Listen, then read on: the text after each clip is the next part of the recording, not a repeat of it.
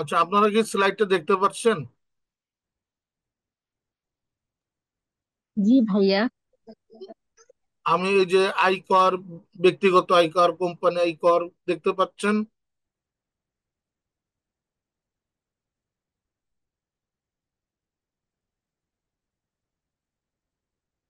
ইসরাত কি দেখা যাচ্ছে? জি ভাইয়া, দেখা যাচ্ছে। আয়ের খাত, চাকরি হতে আয়, গত গত ট্রেনিং এর মতো যেন ঝামেলা না হয়। দেখা যাচ্ছে স্লাইড সরাইলে? জি ভাইয়া, দেখা যাচ্ছে। ওকে, ক্লিয়ার ফাইন, আছে। ডান, ক্লিয়ার, ওকে। আচ্ছা, আমাদের এই ট্যাক্স ট্রেনিংটার কিছু ল আমাদের জানতেই হবে। নিজের ফাইল করেন, অন্যের ফাইল করি, যেভাবেই করি কিছু ল জানতে হবে। তারপরে সব ল আসলে সবসময় মনে রাখা যায় না, সব সমস্যা সবসময় সমাধান করা যায় না। তো আমরা আজকে যে বিষয়টা নিয়ে কাজ করব, আয়করের দুইটা পার্টের, একটা পার্ট হচ্ছে ব্যক্তিগত আয়কর আর কোম্পানি আয়কর। আমরা যেহেতু নিজেদের ট্যাক্স ফাইল নিজেদেরাই করব, সেই জন্য আমরা আয়করের মূল যে আয়ের খাত অর্থাৎ ব্যক্তিগত আয়করে যেখানে বেশি আমরা কাজ করে থাকি সেই অংশটা নিয়ে আমরা কাজ করব। তো আমি খুব আইনগুলো খুব দ্রুত চলে যাব। তো আয়ের খাত যেটা, দেখেন আমাদের চাকরি হতে আয়, এইটা আমাদের সবচেয়ে যে ট্যাক্স ফাইল জমা পড়ে এর মধ্যে এই চাকরি হতে আয়টাই বেশি জমা পড়ে। এরপরে বাড়ি ভাড়া হতে আয়, কৃষি হতে আয়, ব্যবসা হতে আয়, মূলধনী আয়, আর্থিক পরিসম্পদ হইতে আয়, অন্যান্য উৎস হইতে আয়, ফার্মা ব্যক্তি সম্পদ আয়, অপ্রাপ্ত সন্তান, কারণ অনেক ইউটিউব টিউটিউব বিভিন্ন ভাবে এখানে আয় আছে, বিদেশে উদ্বৃত্ত আয় আছে, করযোগ্য আয় আছে, অনেকগুলো আয়ের খাত আছে আমাদের। কিন্তু আমাদের সাধারণত যারা আমরা ব্যক্তিগত ফাইল তৈরি করি, আমাদের সর্বোচ্চ একটা বা দুইটা খাত থাকে। যেমন আমি চাকরি করি, আমার সেখানে ব্যবসা আছে ছোট্ট। অনেক জায়গায় চাকরি করলে ব্যবসা করা নিষেধ থাকে, সো তার শুধু চাকরির বেতনেরই আয়টা হবে। অনেক কাছে যার শুধু ব্যবসায় আছে সেক্ষেত্রে আয়। আবার কারো ধরেন চাকরি আছে, সাথে একটু বাড়ি ভাড়া আছে, তার বাড়ি আছে। বা কারো শুধু বাড়িটাই আয়ের উৎস। কারোর কৃষি ক্ষেত্রেই আয়। কারোর এখানে জয়েন্ট থাকতে পারে চাকরি ও কৃষি। অর্থাৎ এই উপরের যে চারটা, এইটাই আমাদের মূল ফোকাস পয়েন্ট, আর বাকিগুলো অটোমেটিক ওর সাথে প্যারালাল চলে আসে। তো আমরা মূলত চাকরি হতে আয়, বাড়ি ভাড়া হতে আয়, কৃষি হতে আয় এবং ব্যবসায় হতে আয়, এই চারটা জিনিস আমরা শিখবো। আমরা চিন্তা করেছিলাম 4 দিনে, কিন্তু আমি দেখলাম যে আমরা লাস্ট 1-2 দিন ম্যাথে বেশি জোর দিব। সো আমরা এমন হইতে পারে একদিনে দুইটা আয়ের খাত আলোচনা করে ক্লোজ করে দিব। কারণ প্র্যাকটিস যত বেশি হবে তত আপনারা শিখতে পারবেন। তো সেই ক্ষেত্রে এখানে মানে একেবারেই সাধারণ যেগুলো আইন, যেগুলো না জানলেই নাই, বা যেহেতু এই ভিডিওটা রেকর্ডেড হচ্ছে, এনবিআর এর কোনো কর্মকর্তা যদি কখনো রেকর্ড ভিডিওটা দেখে, তখন উনি অবজেকশন দিতে পারে যে আপনি এরকম মার্কাট ভাবে কেন হবে শিখাইলেন। তো সেইটাই যে 2023 সালের 22শে জুন আমাদের নতুন আয়কর আইনটা আসছে। এই আয়করে আপনার 365টা, 45টা ধারা আছে, 25টা অধ্যায় আছে, 8টা তফসিল আছে। আর আয়কর কি, এইটা আপনারা আমাদের স্লাইডে যখন ভিডিও আছে এটা দেখে নেবেন। সাধারণত আমরা যেটা বলি যে ব্যক্তি বা প্রতিষ্ঠান হতে যে আয় হয়, সে আয়ের একটা নির্দিষ্ট অংশ নির্দিষ্ট সময়ে সরকারকে প্রদান করতে হয়, এবং বিভিন্ন আইন মেনেই এইটা প্রদান করতে হয়। হুম। এখন আয়কর আইনের এইখানে দেখেন, আমরা শুধু কি আয়ের উপরেই কর দিই? না, এইখানে আমরা আয়ের উপরে কর দিই, জরিমানার উপরে কর দিই, সুদের উপরে কর দিই, ফির উপরে কর দিই, আর সার্চ চার্জ, এই সার্চ চার্জটা অবশ্যই আমাদের লাগবে। এটা আমরা পরে কিন্তু আলোচনা করব, হ্যাঁ। যে শুধু আয়ের উপরে যে আয় কর এটা কিন্তু না, জরিমানা করছি তার উপর ট্যাক্স দেওয়া লাগে।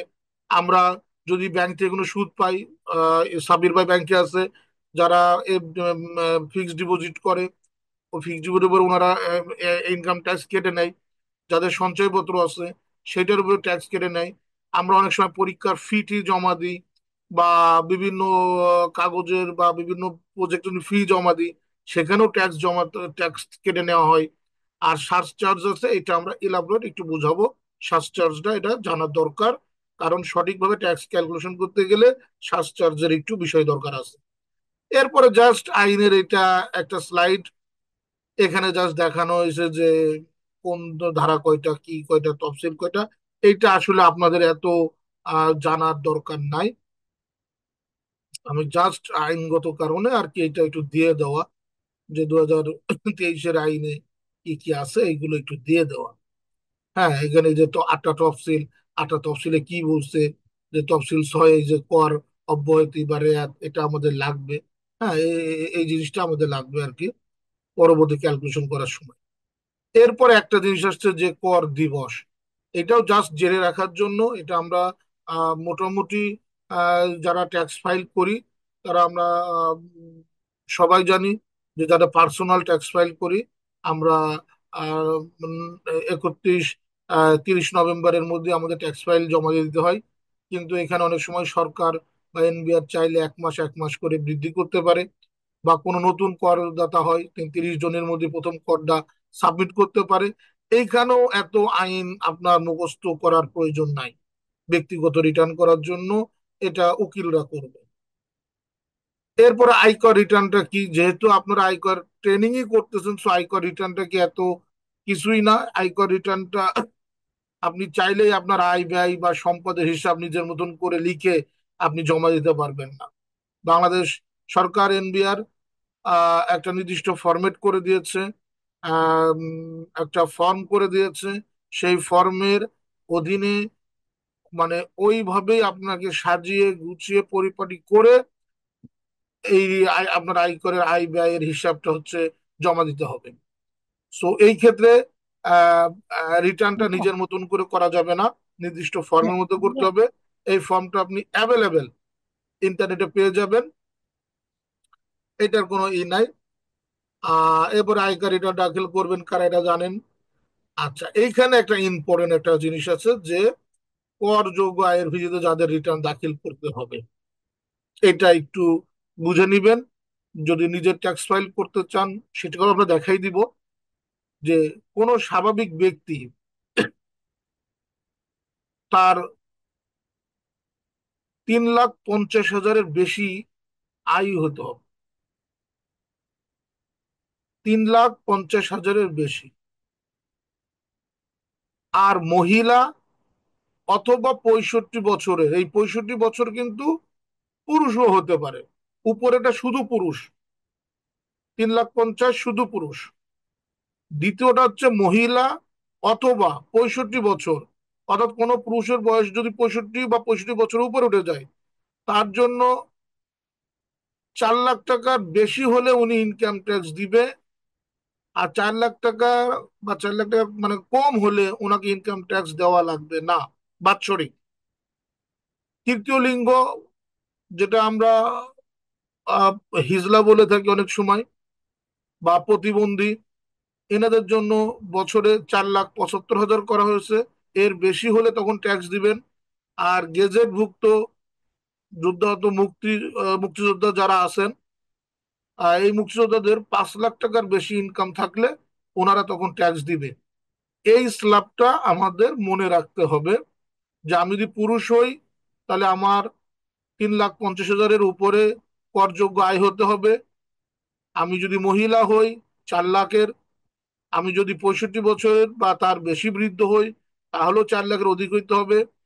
আমি যদি তৃতীয় লিঙ্গ বা প্রতিবন্ধী হই 4,75,000 হতে হবে। এবং আমি যদি মুক্তিযোদ্ধা গেজেটেড হই, যুদ্ধাহত হই, তাহলে আমাকে 5 লাখ টাকার উপরে ইনকাম হলে তখন আমি ট্যাক্স দিব। এই জায়গাটায় আপনারা কি ক্লিয়ার? একটু রেসপন্স করেন। হ্যাঁ, ক্লিয়ার ভাইয়া। হ্যাঁ, ক্লিয়ার। জি ভাইয়া। আচ্ছা, আমি স্লাইডটা একটু সরিয়ে দিলাম।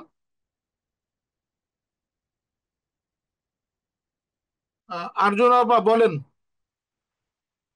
হিজলা বা তৃতীয় লিঙ্গের জন্য কত টাকা মৌকুব, মানে কত টাকার বেশি হইতে হবে ইনকাম? ভাই 4,75,000 টাকা। মাশাল্লাহ, সাবির ভাই ব্যাংকার মানুষ, তারপরে জিজ্ঞেস করতে হচ্ছে জি জি। 65 বছর ঊর্ধ্বে পুরুষদের জন্য, বা 65 হলে কত? 4 লাখ টাকা। ফাইন। শাকিলা বা পারবেন, মুক্তিযোদ্ধা যোদ্ধা তো মুক্তিযোদ্ধার জন্য কত? শাকিলা আপা, না পারলে সমস্যা নাই ভাই। 5 লাখের উপরে। ওকে, মাশাল্লাহ মাশাল্লাহ। আচ্ছা, এবার যেটা, কিভাবে আপনারা রিটার্ন সাবমিট করবেন এটা, যারা রিসেন্ট ব্যাংকে চাকরি করে, সরকারের এসে সরকারি চাকরি করে, ওনারা এবছর থেকেই ওনাদের গত বছরই বাধ্যতামূলক করা হয়েছে অনলাইনে ট্যাক্স সাবমিট করার। আমরা যারা আশা করতেছি যে এবছর 100% মেবি করে দিতে পারে যে অনলাইনে ট্যাক্স সাবমিট করতে হবে, এটাতে অনেকেই খুব খুশি হচ্ছেন যে আর ট্যাক্স লয়ার লাগবে না, নিজে নিজের কাজ করবে, এই করবো। প্রথমত, অনলাইনে ট্যাক্স ফাইল করতে হলে একবার ভুল সাবমিট হলে ওটা কারেকশন করা যাবে না।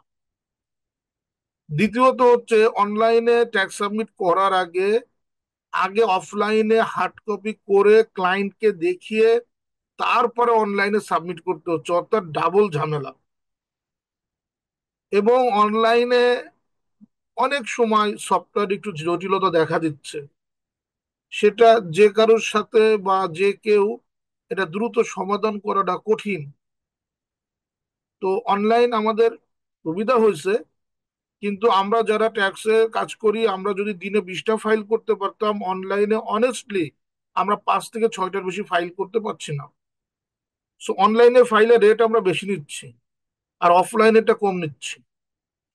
তো অনলাইনটা যেভাবে করতেছে গভর্নমেন্ট, যদি আস্তে আস্তে ভাবে করে যে আপনার সমস্ত ব্যাংক, যেমন এবার সঞ্চয়পত্রটা নিয়ে আসছে, যেখানে ক্যালকুলেশন করার কোনো প্রয়োজনে অটোমেটিক ক্যালকুলেট হয়ে আসতেছে, এরকম হয়ে আসলে অনেকেই যারা দুষ্টু বুদ্ধি মাথার মধ্যে রাখে, ট্যাক্স ফাঁকি দেওয়ার, তথ্য গোপন করার, এগুলো সব বন্ধ হয়ে যাবে এবং বেশি বেশি জটিলতায় পড়বে। মানে উকিলরা রিটার্ন ফর্ম পূরণ করা না, জটিলতা ছাড়ানোর জন্যই বেশি দৌড়াদৌড়ি শুরু করবে। সো এখন জানি না, তবে যেহেতু এখনো ফাইনাল কোনো সিদ্ধান্ত আসে নাই, সেহেতু আমরা এই জায়গায় একটু ব্যাখ্যা করে দিই যে আপনার যে টিনে যে সার্কেল আছে, সেই সার্কেলে অবশ্যই সেই সার্কেলে আপনাকে ওই জোন সার্কেলে ট্যাক্স ফাইলে সাবমিট করতে হবে। এক, আপনি যদি বিদেশে থাকেন, তাহলে আপনি যদি অনলাইনে না করতে পারেন, আপনি দূতাবাসে ট্যাক্স ফাইল সাবমিট করতে পারবেন। আর একটা হচ্ছে, অনলাইনে আপনি রিটার্ন সাবমিট করতে পারবেন, কিন্তু এর আর একটা সিস্টেম আছে যেটা এইখানে নাই। সেটা হচ্ছে, যদি করদাতা অনুমতি দেয়, তাহলে তার পরিবার বা তার অনুমোদিত ব্যক্তি, অর্থাৎ ওই লয়ার, তার পক্ষ হয়ে ট্যাক্স রিটার্ন সাবমিট করতে পারবে সার্কেলে। অর্থাৎ উনি যদি দেশের বাইরে থাকে, খুব মারাত্মক মানে অসুস্থ, দেশের বাইরে আছে, দেশেতে ওনার ট্যাক্স রিটার্ন সাবমিট হতে পারে। মানে এটা এমন কোনো দোষ নাই যে উনি বিদেশ, কি করে ওনার সার্কেল, ঢাকার সার্কেলে ওনার ট্যাক্স ফাইল সাবমিট হলো, এটা তেমন কোনো দোষের না। আচ্ছা, এবার একটা মজার টুইস্ট এই জায়গাটায় আছে, এটা যারা জানেন তো জানেন ভালো। আহ, ঢাকা, চিটাগাং, এই সিটি কর্পোরেশনে যারা আছেন, তাদের মিনিমাম ট্যাক্স 5,000 টাকা। তাদের মিনিমাম ট্যাক্স। এবং আদার সিটি কর্পোরেশন যেটা আছে, রাজশাহী আছে, খুলনা আছে, এগুলো 4,000 টাকা। আর পুরা বাংলাদেশে যেটা হচ্ছে 3,000 টাকা। অর্থাৎ আপনি যে ট্যাক্সটা দিবেন, ধরেন আপনার 3.5 লাখ টাকার উপরে উঠে গেছে পুরুষদের, মহিলাদের 4 লাখের উপরে উঠছে, কিন্তু আপনার সব কিছু ক্যালকুলেশন করে ট্যাক্স এসছে 1,000 টাকা। তো এইখানে আপনি 1,000 টাকা ট্যাক্স দিতে পারবেন না। যদি আপনি ঢাকা সিটি কর্পোরেশনে থাকেন, তাহলে আপনাকে 5,000 টাকা ট্যাক্স দিতে হবে।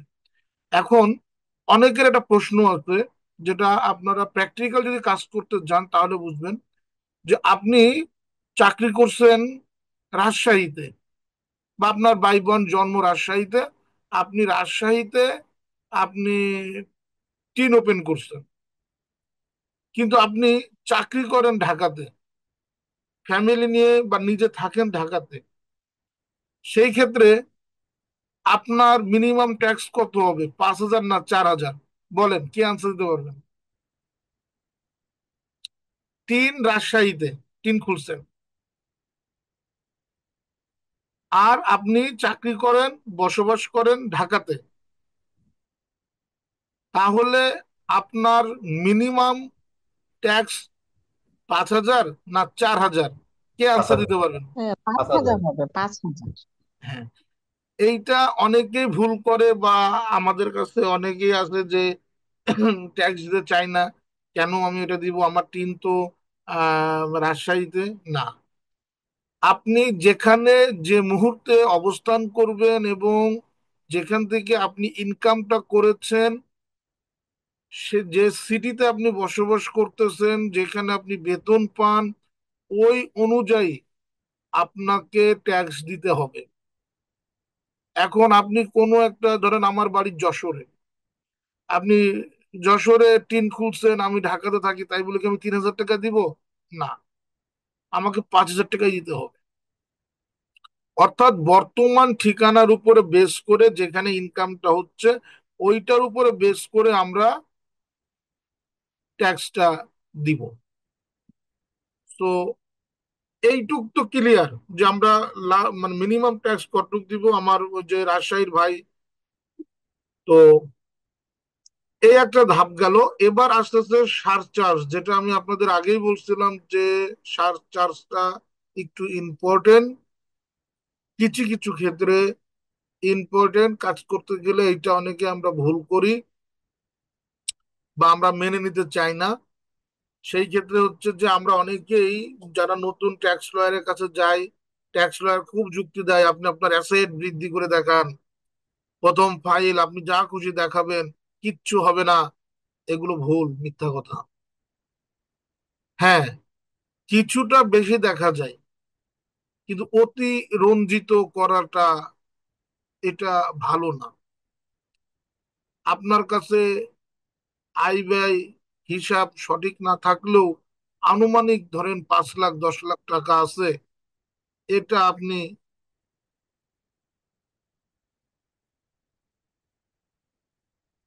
আচ্ছা একটা, তো এখন এই জায়গাটা, এই সারচার্জে এসে আহ, আপনার যখন 4 কোটি টাকা অধিক, কিন্তু 10 কোটি টাকা নহে,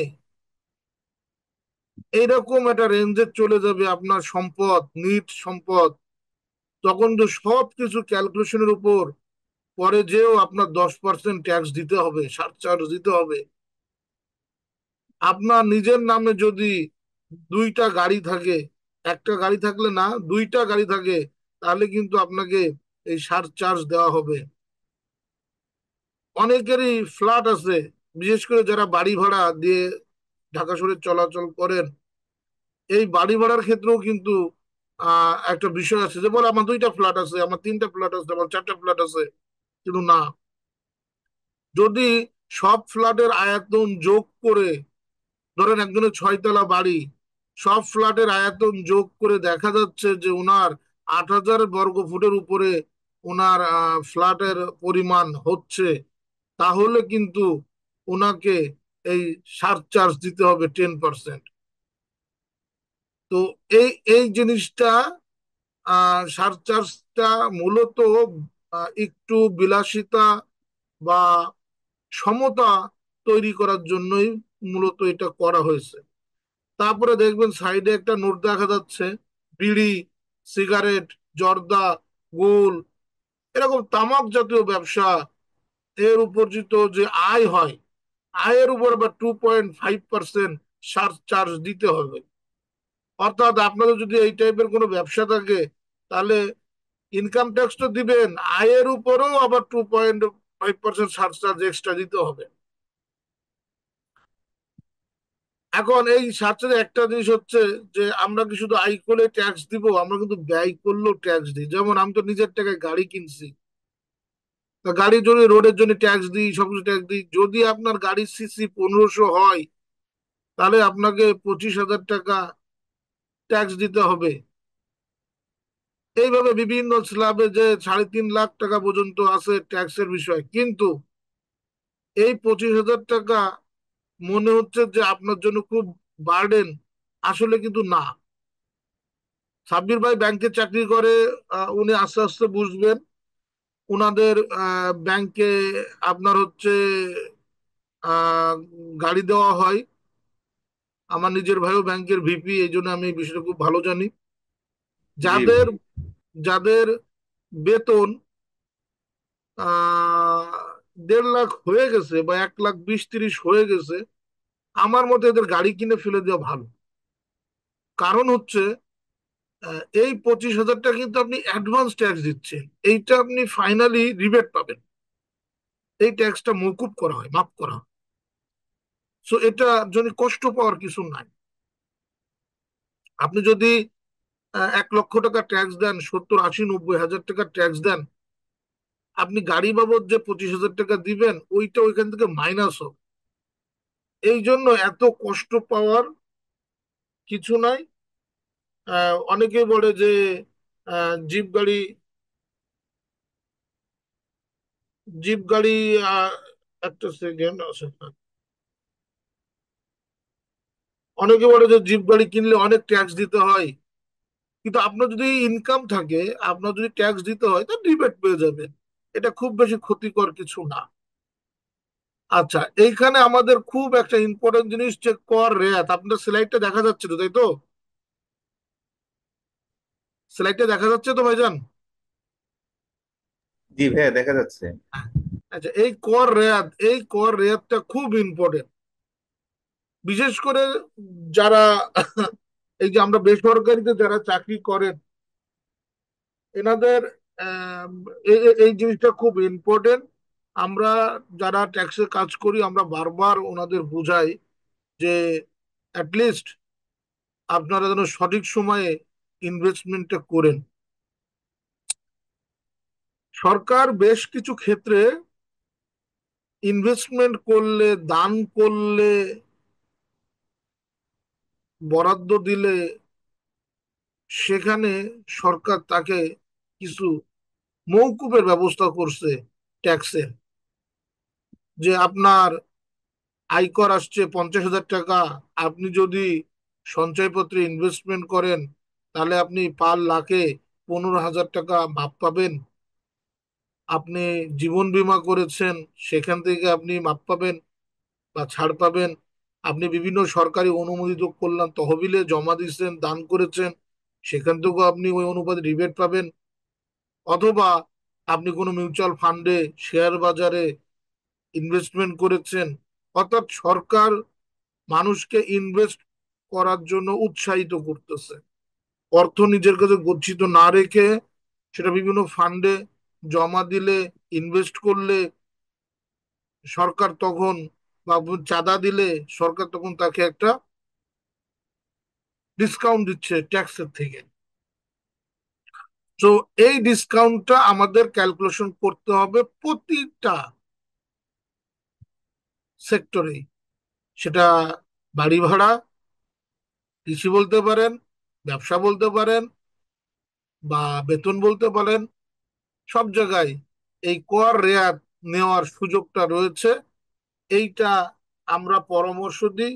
এইটার জন্যই অনেকেই আমাদের কাছে শুধু কর রেয়াত নেওয়ার জন্যই শুধু আমাদের কাছে আসে। তো এইখানে অনেকগুলো নিয়ম আছে। নিয়মগুলো যদি আমি একটু বলে দিই, যে জীবন বীমার ক্ষেত্রে আপনি আনলিমিটেড আপনি ইনভেস্টমেন্ট করতে পারবেন, কিন্তু ওইখানে বোনাস বাড়ানোর সুবিধা ব্যতীত 10% ধরে দেখতে হবে যে আপনার যে প্রিমিয়ামটা দিচ্ছেন সেটার অধিক কিনা। যেটা ছোট হবে সেটা কাউন্ট হয়ে যাবে। তারপরে এইখানে একটা আছে, দেখেন, আপনি সরকারি সিকিউরিটি বা সঞ্চয়পত্র 5 লাখ টাকা পর্যন্ত আপনি এখানে ইনভেস্টমেন্ট করতে পারবেন।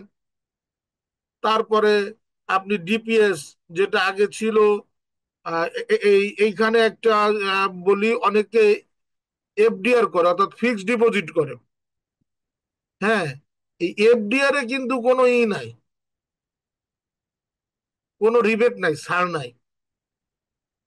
কিন্তু ডিপিএস করলে আগে ছিল 60,000-এ মাত্র 5,000 টাকা, এখন সেটা 1,20,000 পর্যন্ত করে দিচ্ছে 23-এর আইন মতে।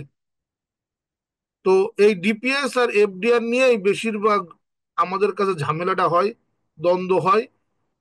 অনেকেই এটা বুঝে না, না বুঝে আমাদের সাথে তর্ক শুরু করে দেয় যে আমি ব্যাংকে তো এফডিআর করছি, কেন আমি রিবেট পাবো না। আচ্ছা, এরপরে শেয়ার বাজারে এটা একটা রিস্ক জোন এখন বর্তমানে। আমি ট্যাক্স লয়ার হিসেবে বলতেছি না, এখানেও ইনভেস্টমেন্ট করলে আপনি ছাড় পাবেন। তারপরে জাকাত ফান্ডে, হজ ক্যাম্পে, প্রধানমন্ত্রী বা প্রধান উপদেষ্টার মনোনীত তহবিলে আপনি যদি কোনো চাঁদা দেন, জাকাত দেন, সেখান থেকেও যে পরিমাণ দিবেন একটা অংশ ছাড় পাবেন। তো এই কর রেয়াতের একটা ক্যালকুলেশন আছে, এটা খুবই ইম্পর্টেন্ট এবং এটা খুবই জটিল। এটা মাথায় রাখা আসলে খুবই কষ্টকর, প্র্যাকটিস না করলে হয় না। সেটা হচ্ছে আপনার, আমরা অঙ্কে দেখাই দিব, ট্যাক্সেবল ইনকামের, টোটাল ট্যাক্সেবল ইনকামের 0.3%, অথবা ইনভেস্টমেন্টের 15%, অথবা 10 লাখ, এই তিনটা ভ্যালুর যেটা কম হবে সেইটা আপনি ছাড় পাবেন। এইখানে একটা খুব ইম্পর্টেন্ট কথা মনে রাখতে হবে, এনবিআর যখন আপনাকে সুবিধা দেয়, সবচেয়ে ছোটটা দেয়। এটা সবসময় মাথায় রাখবেন, তিনটার মধ্যে যেটা সবচেয়ে ছোট সেই সুবিধাটা আপনি পাবেন। অর্থাৎ 5 টাকা, 10 টাকা, 15 টাকা, এটা হচ্ছে সবচেয়ে যেটা ছোট, আপনি 5 টাকা সুবিধা পাবেন। আর এনবিআর যখন আপনার কাছ থেকে কিছু নিবে, তখন সবচেয়ে বড়টা নিবে। এটা সবসময় মাথায় রাখবেন। অর্থাৎ জরিমানা, শাস্তি যেটাই হয়, সবচেয়ে বড়টা এনবিআর নেয়, আর সবচেয়ে ছোটটা সুবিধা এনবিআর দেয়। এই জিনিসটা মাথায় রেখে ক্যালকুলেশন করলে খুব সহজে আপনি আপনার অঙ্ক বা আপনার শেষ করতে পারবেন। আমরা আজকের দিনের যে মূল যে টপিকসটা ছিল আজকে আমাদের, আমাদের মোটামুটি এই যে উপরের যে আইনগুলো দেখছেন এইগুলা করলেই এনাফ।